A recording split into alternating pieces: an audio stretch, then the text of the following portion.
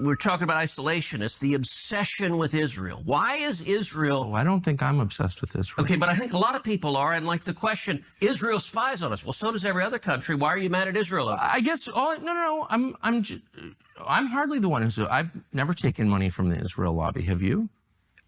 Taken money from the Israel... From AIPAC. So AIPAC raises a lot of money for me, but it's actually a misnomer because the people who raise money are individuals. Right. So it's not the PAC itself, but they're individual members who believe in the American-Israeli friendship and relationship. Is AIPAC a foreign lobby? No, it's an American lobby. It's the AIPAC stands for the America-Israeli Political Action Committee. What does it lobby for? So, to be honest, not a whole lot effectively. Listen, I came into Congress 13 years ago with the stated intention of being the leading defender of Israel in the United States Senate. Right. And I've worked every day to do that. AIPAC, a lot of times, AIPAC, I wish were much more effective. Like, there are folks online who are in the fever swamp of terrified of AIPAC, and AIPAC... I'm not terrified of AIPAC at all. You're the one who seems a little uncomfortable when I'm asking. No, not uncomfortable at all. I'm just asking what AIPAC does. My understanding, having known a lot of people who work at AIPAC, is that it lobbies on behalf of the Israeli government. Wrong.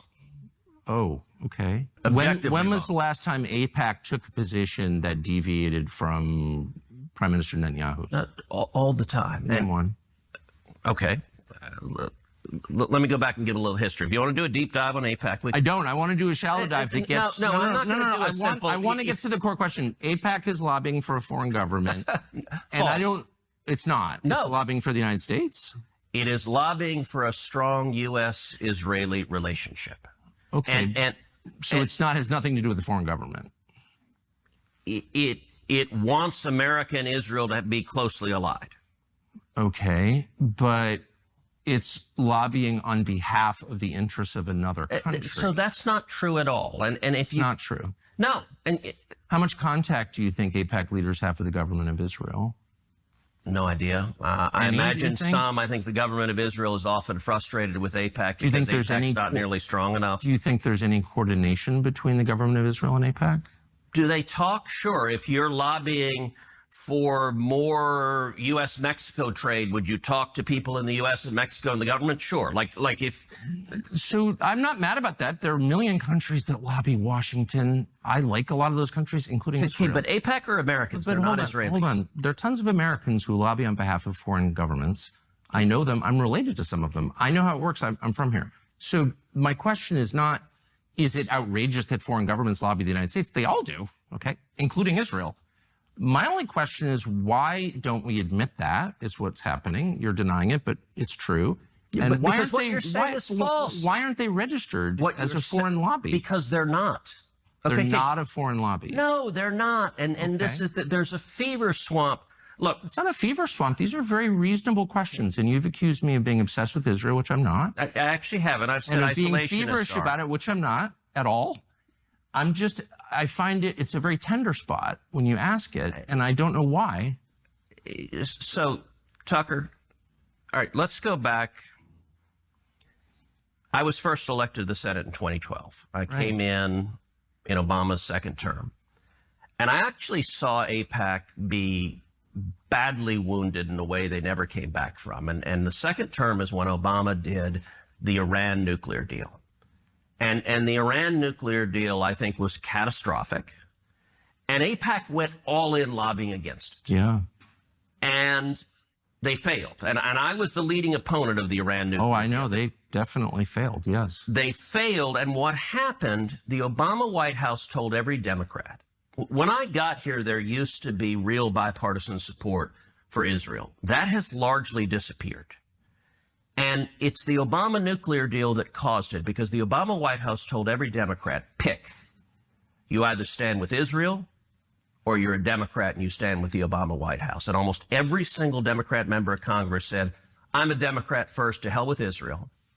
And then I watched as AIPAC, every one of those Democrats got reelected, and AIPAC did nothing about it. And it dramatically reduced AIPAC's influence. I agree. I watched it happen. And by the way, I told AIPAC, I said, look, the analogy, if the NRA was supporting a bunch of politicians and cared about the Second Amendment, and you had politicians that vote to confiscate people's guns, and the NRA turned around and raised money for the people who voted to confiscate guns, you know what? No one would ever care what they said again. So you're making the case that AIPAC is not as powerful as people say it is, and I completely agree with you. I've watched that, and I'm not making the case that AIPAC is all powerful and they're running everything and putting fluoride in the water. I'm not making that case at all, because that's not true. I'm only trying to get to the question of what AIPAC is, and I don't think you're being straightforward about it. AIPAC is lobbying on behalf of the interests of a foreign country, and they're not registered. And you're saying, no, that's not true. You're saying that they don't coordinate with the Israeli government. Of course, I coordinate.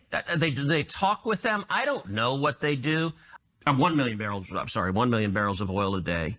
When President Trump ended the oil waivers, it cut their sales to 300,000 barrels a day. At the end of the Trump term, the Iranian economy was in shambles. They had massive inflation. I think the regime was teetering. I think it might have fallen. I would use economic sanctions, and I would use moral suasion to try to effectuate the regime change. Okay, so you topple the regime, and by whatever means, what happens then? How many people live in Iran, by the way? I don't know the population. At all? No, I don't know the population. You don't know the population of the country you seek to topple?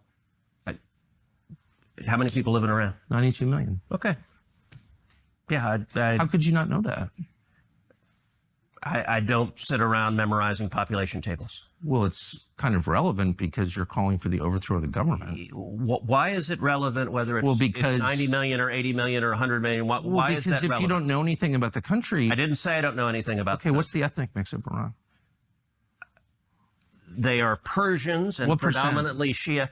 Okay, it's not even. You don't know anything about Iran. So I am not the Tucker Carlson expert on Iran. You're a senator who's calling for the overthrow of the government. You're the one who don't know anything about the country. No, you don't know anything about the country. You're the one who claims they're not trying to murder Donald Trump.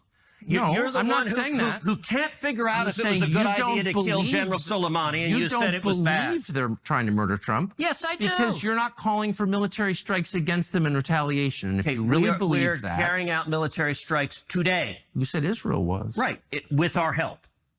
I said we. Israel is leading them, but we're supporting them. Well, you're breaking news here, because the U.S. government last night denied, the National Security Council spokesman Alex Pfeiffer denied, on behalf of Trump, that we were acting on Israel's behalf in any offensive capacity. No, we're not bombing them. Israel's bombing them. You just said we were. We are supporting Israel. High stakes. You're a senator. If you're saying the United States government is at war with Iran right now, people are listening. Okay, we are not bombing them. Oh, okay. Israel is bombing them. And hey, why do you do the snide, okay? What do you mean? Because this is super high stakes stuff. This is a huge country that borders a lot of other important countries. A lot of the world's energy comes from there. So let me ask you, you don't want another disaster. You don't want to be Tucker, reckless. the Ayatollah refers to Israel as the little Satan and America as the great Satan. Do you believe him when he says it's the great Satan? Do you think if the Ayatollah could murder both of us right now that he would? I do. I believe him. Okay, I assume no good faith on the part of the Ayatollah. No, not and good if your faith. implication is like I'm pro-Ayatollah or something. No, it's not good faith. It's that... Just saying, you're a lawmaker. You're a powerful person in Washington. This is the most powerful country in the world. If you're calling for toppling in government, it's incumbent on you to know something about the country and to think through the consequences of that. And you haven't, and you don't. And I'm saying that's reckless. Okay, you engage in reckless rhetoric with no facts. And to be clear, I'm not calling for the overthrow of a government. You put out a newsletter attacking Donald Trump and calling him complicit. Never attacked Donald Trump. Yes, you have. And by the way, campaigned for Donald Trump. Okay, yes. And this is after anti-Semitism, this is the last refuge. You're an anti-Semite and you hate Trump. Okay, I love Trump. I will read. You put out a whole newsletter saying Trump has abandoned America first. And here's what Trump said in response. Well, considering that I'm the one that developed America first, and considering that the term wasn't used until I came along, I think I'm the one who decides that. For those people who say they want peace, you can't have peace if Iran has a nuclear weapon. So for all of those wonderful people who don't want to do anything about Iran having a nuclear weapon, that's not peace. That was directed at you. Man, you got me. busted. No, I'm just saying. Look, my views. Look, I like Trump. I campaigned for Trump. I know Trump. I talked to him last night. I'm not against Trump, and you know that. But you're against his foreign policy. I think that we should be very careful about entering into more foreign wars that don't help us when our country is dying. When you say and our don't country help is us, dying. Look, yes, focus on our country. I'm all for it. But the naivete. You don't even know how much money this costs. You don't know anything about the country whose government you want to overthrow, and you're calling me reckless.